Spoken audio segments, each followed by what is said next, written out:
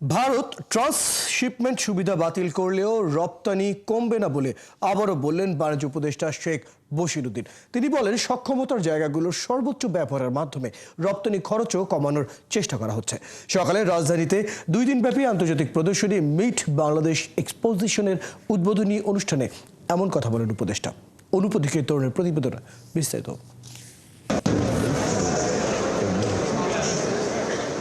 বাণিজ্য মন্ত্রণালয়ের আওতাধীন EC4J প্রকল্পের আয়োজনে আন্তর্জাতিক সোর্সিং এজেন্ট ও বায়ারদের নিয়ে ICCB-তে শুরু হয়েছে 2 দিনব্যাপী আন্তর্জাতিক প্রদর্শনী, যেখানে অংশ নিয়েছে সিঙ্গাপুর, লিবিয়া, কলম্বিয়া, আলজেরিয়া, সংযুক্ত আরব আমিরাত, ইন্ডিয়া, ভুটান, মালদ্বীপ এবং মালয়েশিয়া সহ 9টির অধিক দেশের 25টির বেশি আন্তর্জাতিক সোর্সিং এজেন্ট ও ক্রেতা।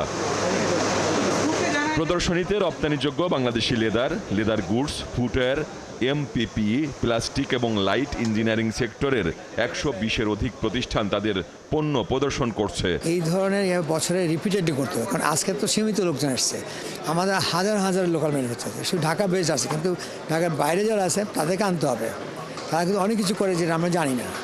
এদেরকে আনলে কিন্তু আমরা যখন জানবো, তাহলে আমরা ইন্টার কোম্পানি ট্রেড একটা ডেভেলপ হবে, এবং তখন আমরা কিন্তু একজনকে সাপোর্ট করলে ওরা গ্রো করবে। চায়নাতেও কিন্তু চাইনিজ প্রোডাক্টগুলো প্রমোট করার জন্য ক্যান্টন ফেয়ার হয়। সো বাংলাদেশে যে উদ্যোগটা নিয়েছে meet Bangladesh, this is fantastic. So আমার মনে হয় এটা প্রতি বছর যদি আমরা কন্টিনিউ করতে পারি, বাইরের দেশ থেকে অনেক ক্রেতারা এখানে আসবেন।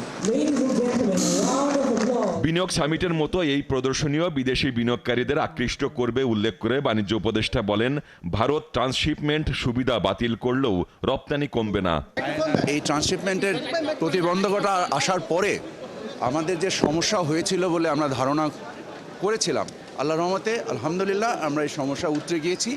এখন আমরা কস্ট কমানোর কাজ করছি, এবং কস্ট কমানোর জন্য যে নিয়ামকগুলো আছে প্রত্যেকটা নিয়ামক আমরা চিহ্নিত করেছি, এবং একটা একটা করে সপ্তাহ 2-এর মধ্যে আমরা পূর্বের যে খরচ ছিল ইনশাল্লাহ সেই খরচ বা তার থেকে কমে আমরা এই কাজটা করতে পারবো। তো আমাদের এক্সপোর্টের প্রতিযোগিতার সক্ষমতা আরও বাড়বে। প্রদর্শনী শেষে আন্তর্জাতিক সোর্সিং এজেন্ট ও ক্রেতারা বাংলাদেশি উৎপাদনকারী বিভিন্ন শিল্প কারখানা পরিদর্শন করবেন, যা বাংলাদেশের রপ্তানি খাতকে অগ্রসর করতে এবং বাংলাদেশে বিদেশি বিনিয়োগ বৃদ্ধিতে সহায়ক হবে বলে মনে করে আয়োজকরা। This knowledge is very important as Bangladesh aims to become an even bigger export superpower. The World Bank Group has been partnering with Bangladesh for many years in its quest to build on its export-led manufacturing successes. অনুপধিকারী Tarun, 71, Dhaka.